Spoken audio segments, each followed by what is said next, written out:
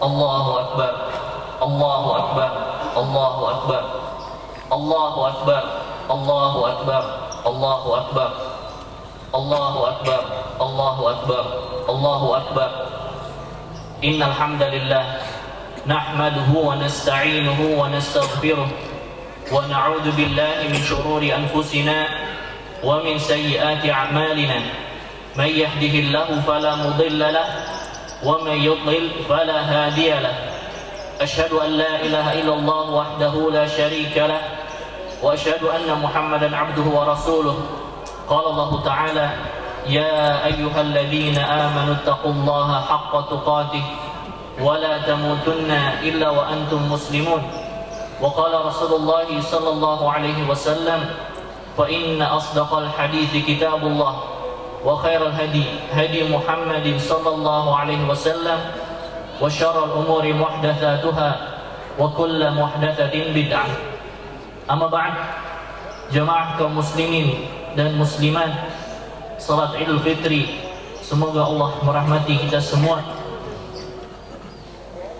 Jika seorang bertanya apa hakikat kemenangan yang hakiki atau kesuksesan, maka kita dapati kaum muslimin memiliki berbagai macam jawaban. Ada yang mengira bahwa hakikat kemenangan, kesuksesan apa dia mendapatkan kesuksesan secara duniawi, atau usaha yang maju, atau dia memiliki rumah yang mewah. Demikian gambaran jawaban sebagian kaum muslimin. Maka sepatutnya kita, orang yang beriman kepada Allah Subhanahu wa ta'ala, yang merujuk bagaimana hakikat kemenangan dan kesuksesan yang hakiki di sisi Allah Subhanahu wa ta'ala. Kaum muslimin muslimat jamaah salat fitri, Idul Fitri, rahimanallahu wa iyyakum. Allah Subhanahu wa ta'ala menggambarkan bahwa hakikat kemenangan yang hakiki adalah jika seorang hamba bisa menjadi hamba yang taat kepada Allah dan Rasul-Nya. Allah Subhanahu wa ta'ala berfirman: "Wa may yuti'illaha wa rasulahu faqad faza fawzan 'azima."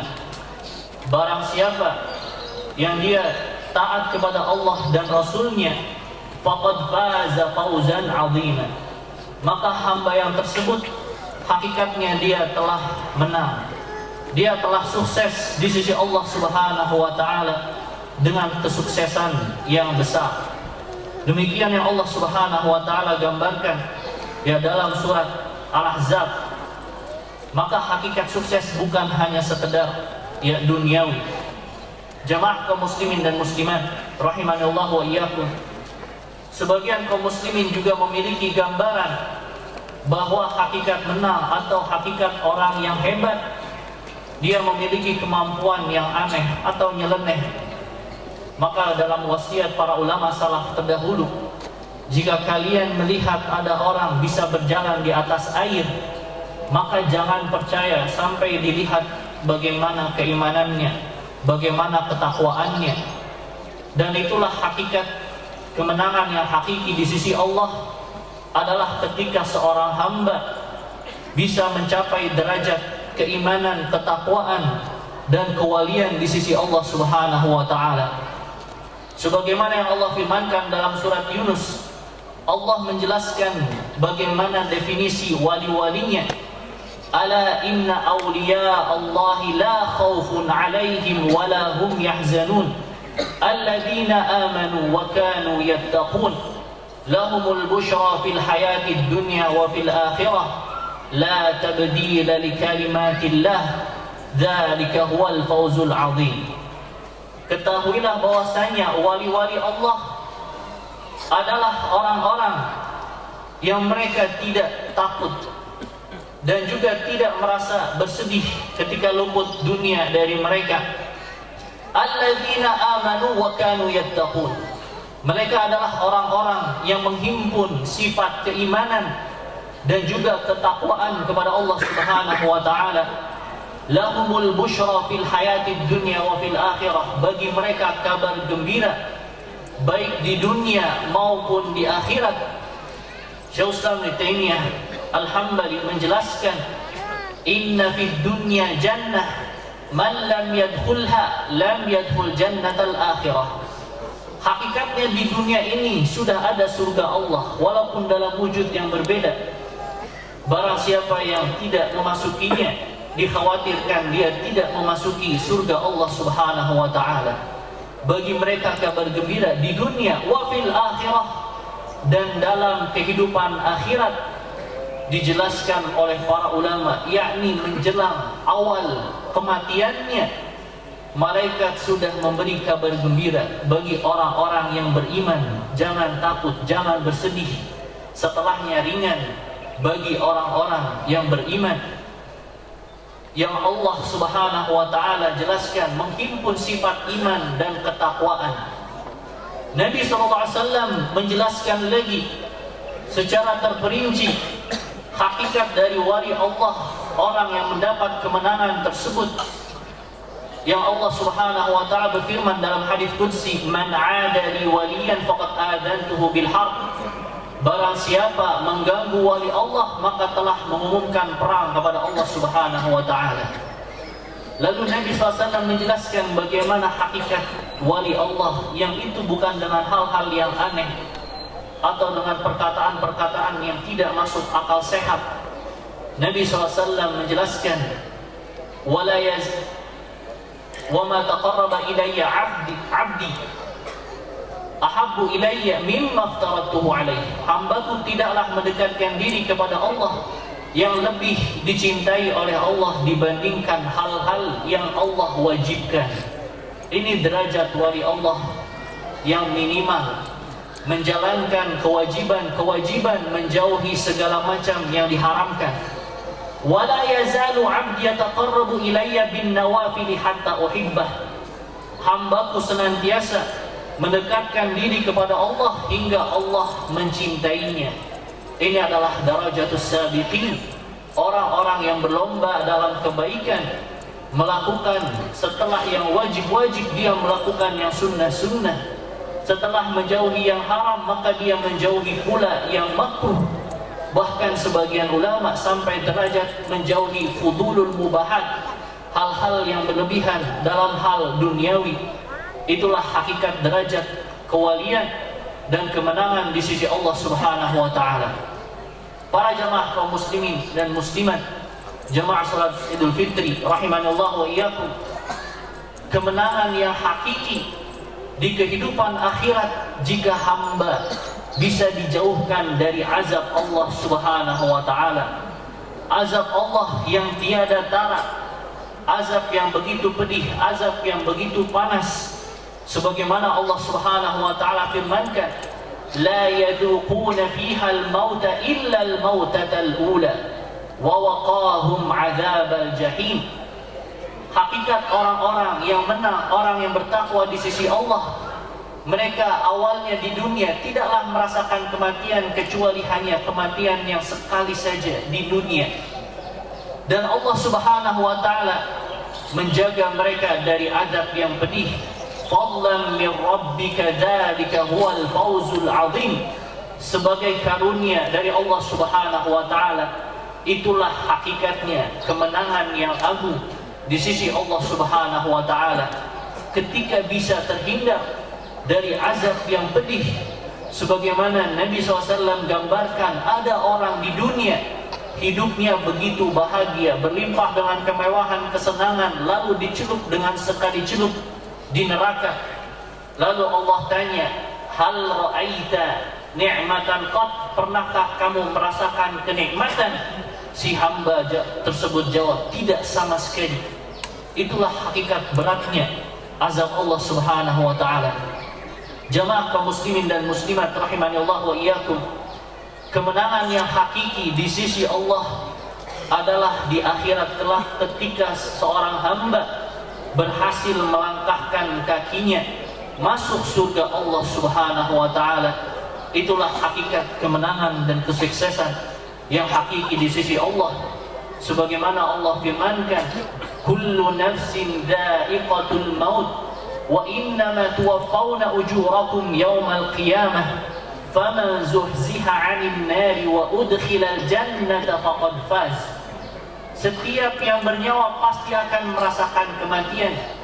Dan sesungguhnya kalian disempurnakan balasannya nanti pada hari kiamat. Barang siapa zuhziha 'anil nar, kata Imam At-Tabari, diselamatkan, dijauhkan dari api neraka, wa udkhilal jannah, dan dimasukkan surga Allah Subhanahu wa taala, faqad faz, itulah kemenangan yang hakiki, kesuksesan yang hakiki, berhasil masuk surga Allah Subhanahu wa taala. Yang surga Allah tidak pernah dilihat oleh mata, tidak pernah didengar oleh telinga, bahkan tidak pernah terbesit oleh hati manusia. Hanya Allah Subhanahu wa taala yang mengetahui gambaran begitu nikmatnya surga Allah tersebut yang penuh dengan kenikmatan. Aqulu qouli hadza wa astaghfirullah li wa lakum wat taufiqu ila mardati. Allahu akbar. Allahu akbar. Allahu akbar. Allahu akbar. Allahu akbar. Allahu akbar. Allahu akbar. Alhamdulillahil azizil ghaffar, mukawwiril laili 'alan nahar, tabsiratan liulil qulubi wal absar. Afdalus salati wa ahsanut taslimi ala Muhammadin sayyidil mustafain al akhyar wa ala alihi al athhar wa sahbil abrar wa man tabi'ahum ala ta'aqubil a'sar. Amma ba'd. Para jamaah kaum muslimin dan muslimat jamaah salat Idul Fitri rahimani Allah wa iyyakum. Pada khutbah kedua ini saya wasiatkan khusus kepada para wanita dan umumnya kepada kaum muslimin tentang akhlak, tentang syariat Islam, adab Islam yang sudah banyak ditinggalkan oleh kaum muslimin, yakni akhlak, ya sifat rasa malu. Rasa malu adalah akhlak yang terpuja, yang terpuji dalam Islam, yang kalau kita lihat realita di lapangan banyak ditinggalkan. Padahal Nabi SAW bersabda, innal haya la ya'ti illa bi khair. Sesungguhnya sifat malu tidaklah datang kecuali dia pasti membawa kebaikan. Kaum muslimat pada hari ini kita bisa saksikan sendiri, ya begitu banyak yang tidak atau kurang memiliki rasa malu menyingkap auratnya di depan umum. Bahkan kadang ada sebagian kaum muslimat dia datang ke masjid dalam keadaan auratnya tidak terlihat, salat tutup aurat, selesai salat dibuka lagi. Ya, itu adalah kurang tarbiyah dan kurang malu kepada Allah Subhanahu wa taala. Padahal Nabi SAW sudah melarang larangan keras terkait hal tersebut. Sinfani min ahli nar lam arahuma. Kata Nabi SAW, ada dua golongan termasuk penduduk neraka, saya tidak pernah melihatnya hari ini. Yang pertama, qaumun ma'ahum siyatun yadribuna an-nasa ka'adnabil baqar. Yang pertama, orang yang memegang pecut, yang dia senantiasa memukuli manusia, pecutnya bagaikan ekor-ekor sapi. Yakni para ulama jelaskan itu adalah ajudan-ajudan dari orang-orang zalim. Zalim kepada manusia, mengambil hak manusia, mengambil tanah orang, mengambil harta orang secara zalim. Tidak pernah ada di zaman Nabi SAW. Dan juga jenis yang kedua, nisaun kasiyatun ariyatun ma'ilatun mumilat. Para wanita yang berpakaian akan tetapi seperti telanjang. Para ulama menjelaskan, yakni dia tutup sebagian auratnya, buka sebagian auratnya yang lain. Atau dia seperti pakaian tertutup akan tetapi tembus pandang. Ma'ilat, itu menyimpang dari kebenaran yang diajarkan oleh Allah Subhanahu wa taala.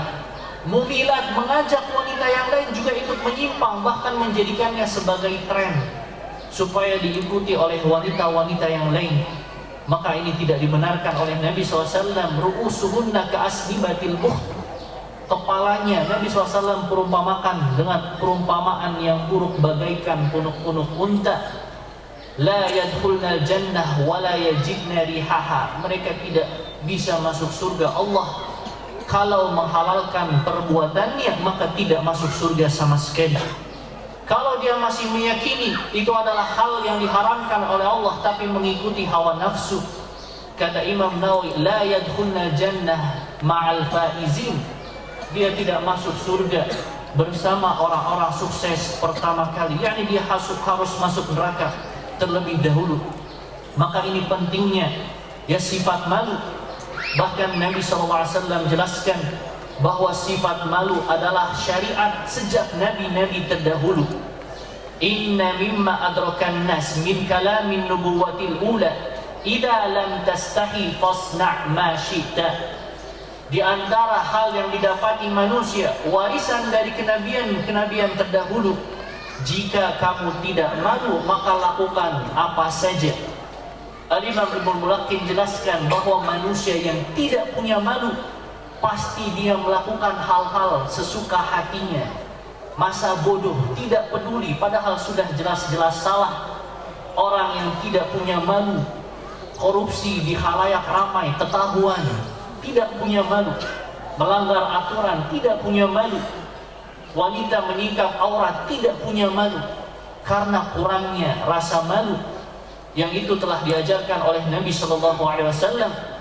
Oleh karena itu Nabi SAW jelaskan bahwa malu ini memang salah satu dari perangai keimanan.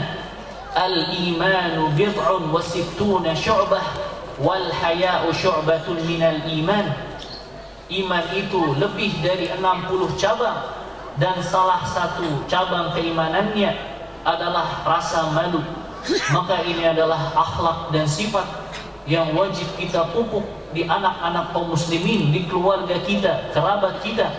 Karena hakikatnya sifat malu itulah yang bisa menghalangi seseorang dari perbuatan keji dan kemungkaran. Semoga Allah berikan taufik kepada kita agar bisa istiqamah ya di jalan Allah, bukan hanya di bulan Ramadan saja, bahkan di bulan-bulan lainnya hingga Allah Subhanahu wa taala mewafatkan kita semua. Allahumma ighfir lil muslimina wal muslimat wal mu'minina wal mu'minat al ahya'a wal amwat. Allahumma taqabbal a'malana fi Ramadan waj'alha mukaffirat. Ya Allah, ampunilah kaum muslimin dan muslimat, kaum mukminin dan mukminat yang baik yang masih hidup maupun yang telah wafat. Ya Allah, jadikanlah amalan kami di bulan Ramadan sebagai penghapus dosa-dosa kami. Allahumma taqabbal siyamana wa qiyamana wa ruku'ana wa sujudana wa sa'ir a'malina. Ya Allah, terimalah puasa kami, terimalah qiyamul lail kami, sujud kami, ruku' kami, dan seluruh amalan kami ya rabbal alamin. Allahumma ighfir lana wa li ikhwanina alladhina sabaquna bil iman wa la taj'al fi qulubina ghillan lil ladzina amanu rabbana innaka ra'ufur rahim. Ya Allah, ampunilah dosa-dosa kami dan dosa orang yang beriman yang telah mendahului kami dalam keimanan, dan janganlah Engkau jadikan di dalam hati kami ada sedikit pun rasa tidak suka kepada mereka. Ya Allah, ya sesungguhnya Engkau Maha Penyantun lagi Maha Penyayang. Allahumma ansur ikhwanana fi Filastin, Allahumma ansur ikhwanana al-mujahidina wal mustad'afina fi Filastin wa fi Suriah wa fi sa'iri biladil muslimin. Ya Allah, tolonglah saudara-saudara kami yang berjihad fi sabilillah, dan juga orang-orang yang lemah di bumi Palestina, dan juga di Suriah, di Yaman, dan juga bumi-bumi Islam lainnya. Ya Allah, ya Rabbal Alamin. Rabbana hab lana min azwajina wa dhurriyyatina qurrata a'yun waj'alna lil muttaqina imama. Ya Allah, jadikanlah istri-istri kami dan anak-anak kami sebagai penyejuk hati, dan jadikanlah kami sebagai imamnya orang yang beriman. Rabbana atina fid dunya hasanah wa fil akhirati hasanah wa qina adzaban nar. Ya Allah, berikanlah kami kebaikan di dunia ini dan juga kebaikan di akhirat, dan jagalah kami dari azab api neraka. Wa akhiru da'wana anil hamdulillahi rabbil alamin.